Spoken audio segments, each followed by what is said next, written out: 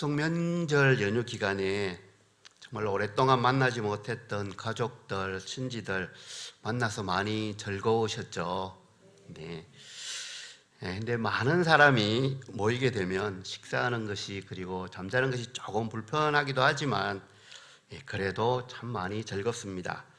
그런데 이 즐거움이 집안마다 조금씩 분위기는 다릅니다. 어떤 집은 크게 웃는 소리가 자주 들리기도 하고 또 어떤 집은 조용히 시간을 보내다가 다음 또 행선지로 돌아가기도 합니다. 각 개인의 성향이 다르고 집안의 분위기가 다르기 때문에 이렇게 차이가 나는 것은 너무나 당연한 일입니다. 이 자리에 계신 우리 십자수 공동체 교회의 성도님들은 우리 교회가 어떤 분위기의 교회가 되었으면 좋겠습니까? 각자의 바람이 조금씩 다를 것입니다. 개인의 성향에 따라서 그리고 그동안 살아온 여정에 따라서 조금씩 다른 교회를 원할 수도 있습니다. 다른 분위기를 원하는 거죠. 전혀 문제가 되지 않습니다.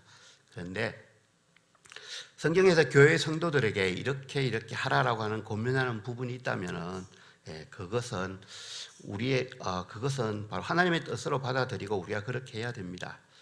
근데 오늘 읽은 본문에는 두 그룹의 사람이 등장합니다. 한 그룹은 장로로 표현된 지도자 그룹입니다. 그리고 또 한 그룹은 젊은 자로 표현되어 있는데 지도자의 결정에 따라야 하는 그런 그룹을 말하는 것입니다. 확실히 지도자 그룹에 속한 사람도 있죠. 있습니다. 하지만 대부분 우리들은 가끔씩은 다른 사람들 앞에서 먼저 뭔가를 결정해야 되고 우리가 한 결정에 따라서 다른 사람들의 어떤 교회 내에서 하는 일에 영향을 미치게 됩니다.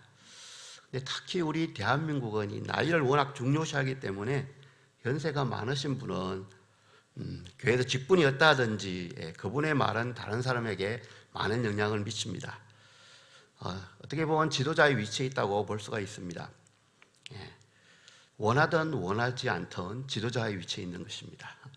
그리고 오랫동안 우리 교회에서 신앙생활 하신 분, 한 교회에서 신앙생활 하신 분은 최근에 등록한 사람들에게는 정말로 그 오랫동안 한 교회에서 신앙생활 한 분의 한마디가 큰 영향을 미치게 되기도 합니다. 그리고 샘장으로 또 남녀 성교 임원으로 권사님으로 집사님으로 이런 직분들로 또 교회에서 생활을 하기 때문에 이 각 직분자들의 그 말과 행동은 다른 사람에게 영향을 미칠 수밖에 없습니다. 동시에 우리들은 대부분 교회 조직상 어떤 결정권을 가진 지도자 그룹에서 결정한 것을 따라야 하는 경우가 많습니다. 그렇기 때문에 우리는 나이와 관계없이 이 본문에서 말하는 젊은 자 그쪽에 속해 있기도 합니다. 우리 자신이 어떤 경우에는 다른 사람에게 영향을 많이 주는 그런 위치에 있기도 하고 또 어떤 경우에는 다른 사람의 결정을 따라야 하는 그러한 위치에 있기도 합니다. 그렇기 때문에 오늘 본문에서 장로들에게 권면하는 것이나 젊은 자들에게 권면한 모두를 우리가 깊이 살펴보아야 할 것입니다. 앞에서 한 질문을 다시 해보겠습니다. 수요 기도회에 오신 우리 성도님들은 우리 십자수 교회가 어떤 교회가 되기를 원하십니까? 우리 교회에서 신앙생활을 하거나 또는 우리 교회를 방문하는 모든 분들이 우리 교회에서 하나님의 사랑과 공의를 느끼고 경험하면 좋지 않겠습니까? 이것이 바로 교회의 본질입니다. 그리고 이러한 일을 하도록 하나님께서 우리 각자에게 직분을 주신 것입니다. 그렇다면 과연 이 직분을 어떻게 감당해야 될까요? 오늘 본문을 통해서 몇 가지의 교훈을 받기를 원합니다. 첫 번째는 주어진 직분을, 맡겨진 직분을 부득이함으로 하지 말아야 됩니다. 하나님의 뜻에 따라 자발적으로 해야 된다는 것이죠. 어떤 섬김의 동기 자체를 점검해 보아야 된다는 것입니다. 오늘 본문에 나오는 장로는 섬기는 사람입니다. 장로는 예수 그리스도께서 피로 사신 양들을 돌보며 섬기는 사람인 것이 분명합니다. 그죠? 양들이 위험한 곳에 가지 않도록 감독을 해야 되고 양들의 잠자리가 어떠한지를 확인을 해야 되고 병은 들르지 않았는지 잘 살펴야 되겠죠. 양들의 형편을 살피고 그들의 필요를 채워주는 섬김의 사람이 바로 이 장로라는 것입니다. 장로인 것이죠. 근데 오늘 이 자리에 계신 대부분의 우리들은 본문에서 말하는 장로의 역할을 풀타임으로 하지는 않습니다. 대부분은. 하지만 일정 부분은 이런 분을 하고 있습니다. 왜냐하면 우리가 가지고 있는 직분 때문입니다. 왜냐하면 모든 직분은 사실은 사람을 세우고 돕기 위한 직분이기 때문에 오늘 본문에서 말하는 이 장로의 역할의 일정 부분을 우리가 담당할 수밖에 없습니다. 어릴 때 아이가 밥을 먹지 않으면 강제로 먹으라고 하기도 하죠. 그런데 강제로 먹으면 애가 체하기도 하고 소화도 잘 안 됩니다. 그렇습니다. 하나님의 뜻을 쫓아 이 직분은 강제로 하는 것이 아니라 자원함으로 감당해야 된다는 것입니다. 하나님은 우리에게 자유의지를 주셨습니다. 그렇기 때문에 강제로 이래라 저래라고 하는 것은 대부분 옳지 않습니다. 왜냐하면 이렇게 강제로 이래라 저래라 하는 것은 그 사람의 존엄성을 무시하는 것이기 때문입니다. 각 교회의 지체들은 다 다른 환경에서 생활합니다. 어떤 분은 정말로 교회에 자주 나와서 열심히 봉사하지만 또 그렇지 못한 분도 있습니다. 다른 사람은 다 바쁘지 않아서 몸이 피곤하지 않아서 봉사하는 것이 아닌데 왜 그래? 이런 분위기를 만들면 봉사하는 것이 의무가 됩니다. 똑같은 일을 해도 자발적으로 하면 정말 즐겁죠, 그죠? 그런데 어쩔 수 없는 상황에서 하게 되면 참 괴롭습니다, 그죠? 우리 참 많이 경험합니다.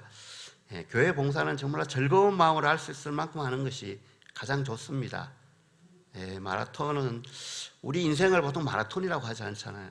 마라톤이라고 비유하는데 마라톤에 무리 없이 오랫동안 그 마라톤 경기를 하자면 전력 질주를 하면 그게 도달할 수가 없습니다. 자원하는 마음으로 주어진 직분을 책임 있게 받아들이고 감당하는 것이 옳지 의무감으로 하는 것이 옳지 않다는 말하는 거죠. 또 주위의 압력이나 또는 자기 만족을 위해서 직분을 맡는 것은 하나님의 뜻이 아니라는 것입니다. 교회 지도자들이 명심해야 할 것은 자신이 돌보고 있는 그 양들이 하나님의 양이라는 것이죠. 그래서 하나님께서 원하는 방향으로 사람들을 이끌어가야 된다는 것입니다. 그런데 분명한 것이 하나 있습니다. 이 목자는 양을 위해서 있는 것입니다. 양이 목자를 위해서 있는 것은 아닙니다. 자원함으로 하라 이렇게 오늘 본문에서 말하는데요. 자발적으로 순종하라는 말입니다. 주를 위해서 헌신하고 충성한 각오를 가지고 직분을 담당하라는 것입니다. 나는 장로가 아닌데 맞습니다. 나하고 관계없는 일인데 아닙니다. 관계가 있습니다. 모든 직분자는 그 직분을 주신 하나님의 뜻에 따라 자발적으로 다른 사람을 섬겨야 하는 것입니다. 예외가 없습니다. 두 번째는 맡겨진 직분을 본문의 표현을 그대로 인용하면 더러운 이익을 위해서 하지 말라고 합니다. 그리고 즐거운 마음으로 감당하라고 하는데요. 이건 섬김의 목적과 관련된 것입니다. 베드로가 사역했을 당시에 정당한 보수 이상의 어떤 이익을 탐하는 지도자들이 있었나 봅니다. 그래서 바울도 이 감독자의 자질을 말하면서 이렇게 말했죠. 청지기로서 책망이 없는 자 이렇게 언급했습니다. 아마도 교회에서 어떤 구제를 위해서 모아놓은 헌금을 사사로이 사용하는 사람들이 있었나 봅니다. 그래서 오늘 베드로도 직분을 이용하여 더러운 이익을 취하지 말라라고 말합니다. 그런데 가만히 보면 오늘도 이와 비슷한 일들이 가끔씩 일어납니다. 교인 수가 많은 교회에서는 재단을 만들어서 하나님의 사랑을 전하는데 가끔씩은 그 재단에 자신의 어떤 가족을 대표로 세우고 재단의 운영 자금을 사사로이 개인 용도로 사용하는 경우가 있어 지탄을 받기도 합니다. 그리고 교회의 헌금을 적절한 어떤 절차에 따르지 않고 사용해서 분란을 만들기도 하고요. 하지만 교인 수가 적은 교회에서는 이런 일어나기가 어렵습니다. 다만 봉사를 하는데 하나님의 이름을 높이기 위해서 봉사하는 것이 아니라 자신의 이름을 높이기 위해서 인정받기 위해서 봉사하는 경우가 가끔씩 있기는 합니다. 그래서 그런 분들의 특징은 교회 일을 다 자기가 했다고 하죠, 보통. 그런데 누가 알아주지 않는 것에 신경 쓰지 마시고 하나님의 일에 쓰임 받는 것, 그것이 가장 큰 축복입니다. 직분은 하나님과 사람을 섬기라고 받은 것이죠. 그렇기 때문에 상황이 조금 어렵더라도 그 상황에 맞춰서 최선을 다하는 것이 맞습니다. 성경은 즐거운 마음으로, 순수한 마음으로 그 직분을 감당하라고 합니다. 사람들의 인정이나 칭찬에 매이지 말아라는 것이죠. 사람들이 인정해 주지 않아도, 다른 사람들이 관심을 보이지 않아도 변함없이 하나님 앞에서 그 일을 감당하라는 것입니다. 직분을 가지고 봉사하는 목적은 섬김 그 자체입니다. 섬김은 하나님의 나라, 하나님의 뜻을 드러내는 것이죠. 그렇기 때문에 사사로운 이익이나 자신의 이름을 드러내기 위한 목적으로 섬기는 것은 안 되는 일입니다. 세 번째는 직분을 가지고 주장하는 자세를 취하지 말라고 합니다. 본이 되라고 하죠. 섬김의 방법을, 어떤 방법으로 다른 사람을 섬기고 있나, 이것을 점검해 보라는 것인데요. 베드로 당시에는 이방 나라의 지도자들은 백성들 위해 군림을 했습니다. 탄압을 하기도 하고 종같이 부려먹는 것이 당연하게 여기던 그러한 시대였습니다. 로마도 그렇게 했고요. 이러한 상황에서 예수님은 지도자는 종과 같이 하라고 하죠. 종과 같이 섬겨야 된다고 말하고 있는 것입니다. 그리고 베드로는 예수님께 배운 대로 이렇게 고압적인 자세를 취하지 말고 본이 되라고 권면하고 있는 것입니다. 본이 되라는 것은 솔선수범하라는 것입니다. 교회의 지도자는 모범을 보이는 사람입니다. 교회의 지도자는 다른 사람이 하는 일을 평가하고 비판하는 사람이 아닙니다. 일반적으로 교회 지도자들은 나이도 많습니다. 그리고 신앙 경륜도 많습니다. 오랜 시간 동안 교회에서 봉사했기 때문에 많은 업적도 있습니다. 그리고 교회를 위해서 헌금도 많이 하고 희생도 많이 했습니다. 어떤 분들은 교회 개척되는 그때부터 섬겼기 때문에 긍지와 자부심도 있습니다. 그렇다고 하더라도 다른 사람에게 주장하는 자세를 취하는 것은 옳지 않습니다. 이 주장한다는 말은 지배한다는 겁니다. 바로 주인 행사한다는 거죠. 교회의 주인은 절대로 사람이 되어서는 안 됩니다. 그죠? 맡겨온 자들을 종 부리듯이 지시하고 명령하고 하지 말라는 거죠. 지도자들은 양무리의 본이 되라고 분명하게 말씀하고 있습니다. 그러면은 양들은 그 목자를 따라가는 것이죠. 장로님들 뿐만이 아니라 모든 직분자들은 이 주장하는 자세를 버려야 합니다. 직분이 있다고 본인이 어떤 그 그룹의 대표라고 또는 나이가 많다고 주장하는 자세를 가지지 말라는 것입니다. 특히 말할 때 조심하라고 하는데요. 자신과 오랫동안 알고 지내는 사람이라고, 자신보다 나이도 많고 나이가 적기 때문에, 경험도 적기 때문에 생각 없이 하는 말 때문에 많은 사람이 상처받고 합니다. 어떤 경우에도 다른 사람의 인격을 무시하는 그런 말과 행동을 하지 말라는 것입니다. 지도자는 사실은 삶의 모든 영역에서 본이 되어야 된다는 것입니다. 예배하는 부분 물론 그렇습니다. 그리고 개인 경건생활하는 부분 당연하죠. 그리고 교회 내에서나 교회 밖에서 다른 사람을 대하는 태도에서도 본이 되어야 되겠지만, 다른 무엇보다도 예수님의 인격을 닮아가는 부분에서 본이 되어야 됩니다. 예수님의 고난의 발자취를 따라가는 부분에서 본이 되어야 됩니다. 사실 이렇게 평화로운 시대에도, 지금처럼 이렇게 평화로운 시대에도 교회의 지도자로 일하는 것은 어렵겠지만, 박해가 심할 때, 그리고 조금 뒤에는 더 큰 박해가 예상될 때 교회의 지도자로 본이 되는 생활을 하는 것은 정말로 어렵습니다. 왜냐하면 박해가 시작되면 지도자가 더 큰 박해를 받기 때문이죠. 이러한 박해에도 굴하지 않고 믿음을 지키는 자들에게 오늘 본문은 시들지 않는 면류관, 그 하나님께서 상을 주신다고 말하고 있습니다. 상이 있다는 것은 그만큼 어렵다는 것입니다. 쉬운 일에는 상을 주지 않습니다. 그죠? 어려울 때, 특히 힘들 때 지도자의 역할을 감당하는 것이 그만큼 어렵고 복되다는 것입니다. 우리 모두는 하나님께서 주시는 상급을 바라봅니다. 그런데 남들보다 먼저 고난받는 자리나 고난이 더 큰 자리에 가는 것은 모두 싫어합니다. 당연합니다. 그죠? 하나님을 믿는 믿음대로 행동하고 고난을 받을 때 고난을 받는다면 하나님께서 이겨낼 힘을 주실 것입니다. 그리고 나중에 상도 주실 것입니다.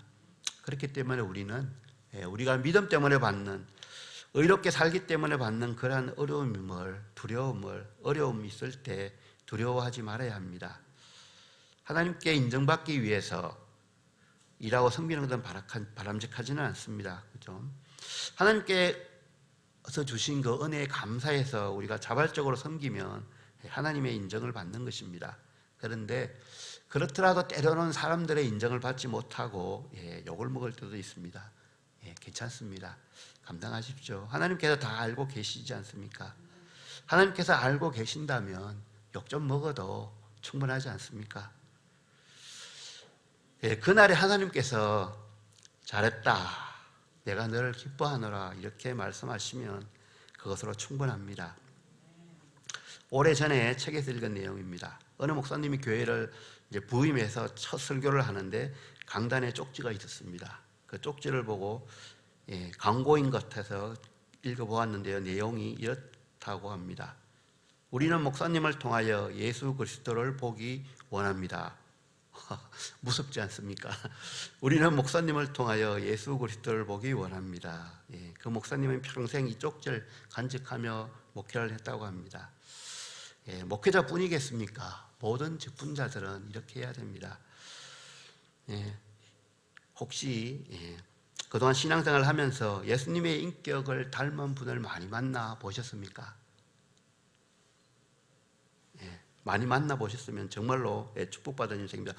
혹시 몇 명뿐이라면은 우리들의 신앙 문제에, 우리들의 신앙생활에 사실은 문제가 있지 않나 점검해 보아야 합니다. 네 번째로 맡겨진 직분을 겸손으로 감당해야 합니다. 섬기는 태도를 점검해 보아야 한다는 것이죠. 교회가 본연의 역할을 감당하려면 모든 직분자들은 겸손으로 그 직분을 담당해야 합니다. 그래서 베드로 사도는 서로 겸손으로 허리를 동이라고 합니다. 이 겸손으로 허리를 동이는 것은 종이 일을 하기 위해서 앞치마를 두는 것과 동일합니다. 우리는 이 이야기를 들으면 항상 기억나는 장면이 있습니다. 예수님이 수건으로 허리를 동이고 제자들의 발을 씻겼던 거죠. 그렇게 다른 사람을 섬기라는 것입니다. 하나님은 교만한 자들에게 대항하시고 겸손한 자에게 은혜를 주신다라고 성경 곳곳에서 말씀하고 있습니다. 베드로 사도는 젊은이들에게는 나이 많은 자들에게 순종하라고 하죠. 그러면서 젊은이와 나이 많은 자들, 지도자와 그 지도를 받는 모두에게 서로 겸손하게 대하라고 말하고 있습니다. 겸손은 다른 사람의 필요를 내 필요보다 앞에 놓는 것을 말합니다. 지도자들, 그러니까 직분자들은 모범을 보여야죠. 그런데 그 모범을 보이는 것이 겸손한 자세로 모범을 보여야 된다는 것이죠. 예수님이 그렇게 하셨잖아요. 제자들의 발을 씻기면서 모범을 보이셨잖아요. 가장 겸손한 자세 아니었습니까? 겸손은 하나님의 말씀을 듣는 것을 막아버립니다. 그리고 겸손은 하나님의 뜻대로 살려는 것을 못하게 막습니다. 교만은 또한 나이 든 사람들에게는 젊은 사람들의 그 소리를 듣지 못하게 합니다. 반대로 똑같습니다. 교만은 젊은이들에게 나이 든 사람들, 경험이 많은 사람들의 그 말을 듣지 못하게 막습니다. 교만한 사람은 자신이 원하는 것만 봅니다. 교만한 사람은 자신이 원하는 것만 듣게 됩니다. 다른 말은 다 흘려버리죠. 그래서 성경에 보면 하나님께서 가장 싫어하는 것이 나오는데, 잠언 6장이 나오는데 그 중에 가장 먼저 나오는 것이 바로 교만입니다. 얼마나 교만을 싫어했으면 가장 먼저 두었겠습니까? 그리고 하나님께서 가장 기뻐하는 것이 미가서 6장이 나오는데요, 겸손히 하나님과 함께 행하는 것, 그것보다 더 기뻐하는 일이 없다라고 합니다. 하나님은 교만을 가장 싫어하십니다. 그리고 겸손한 사람을 가장 기뻐하십니다. 그래서 어거스틴은 제자들이 그리스도인의 최고의 덕이 무엇이냐고 물었을 때 첫째도 겸손이고 둘째도 겸손이고 셋째도 겸손이라고 말했습니다. 그리고 제자가 물었죠. 그럼 선생님, 교만은 무엇입니까? 교만은 어거스틴이 대답했습니다. 자신이 겸손하다고 생각하는 것이 교만이다. 이렇게 말했습니다. 네. 우리는 왜 겸손해야 할까요? 예, 베드로는 그 이유를 하나님은 교만한 자를 대적하시되 겸손한 자에게는 은혜를 주시기 때문이라고 말씀하고 있습니다. 예, 겸손은 우리 너무 잘합니다. 다른 사람을 나보다 낮게 여기는 거죠. 존중하는 마음을 갖는 것입니다. 예, 나는 아무 쓸데도 없는 사람이다. 이런 것을 겸손이라고 말하지 않습니다. 그건 자기 비하고요. 겸손은 다른 사람을 정말 존중하는 태도를, 그런 마음가짐을 말하죠.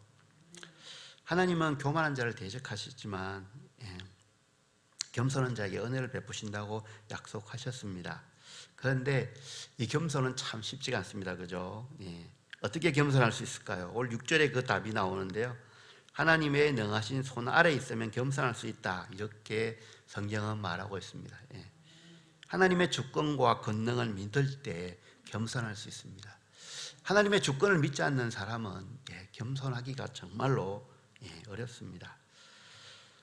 하나님이 살아계시고 하나님께서 우리의 모든 것들 다 보시며 나중에 심판하시는 분으로, 그것을 넘어서 또 우리가 그렇게 살 때 하나님께서 상 주신다는 것을 믿는다면 우리가 겸손할 수가 있습니다.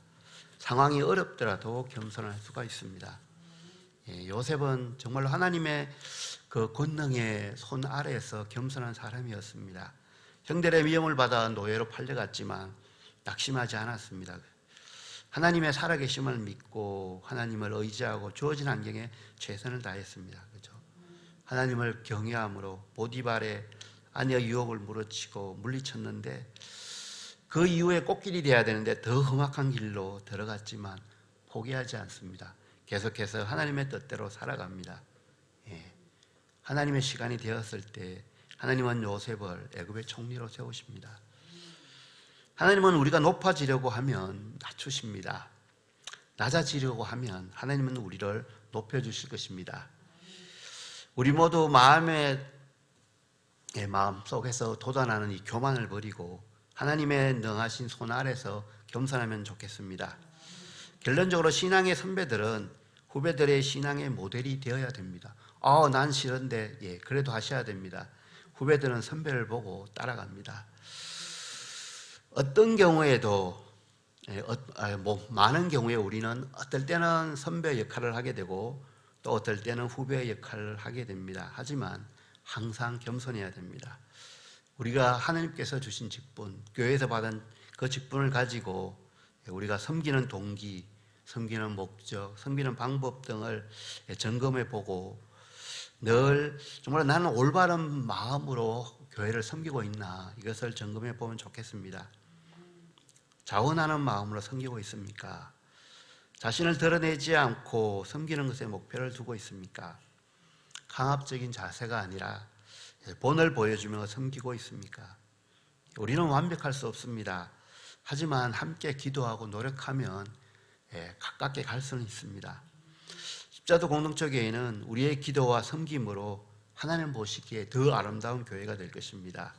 그리고 우리가 이렇게 직분을 감당할 때 더 많은 사역을 감당하는, 정말 하나님 보시기에 너무나 아름다운, 사람들 보기에도 칭찬받는 그러한 교회가 되기를 예수님의 이름으로 축복합니다. 이 시간은 말씀을 생각하며 몇 가지 기도 제목을 놓고 기도했으면 좋겠습니다.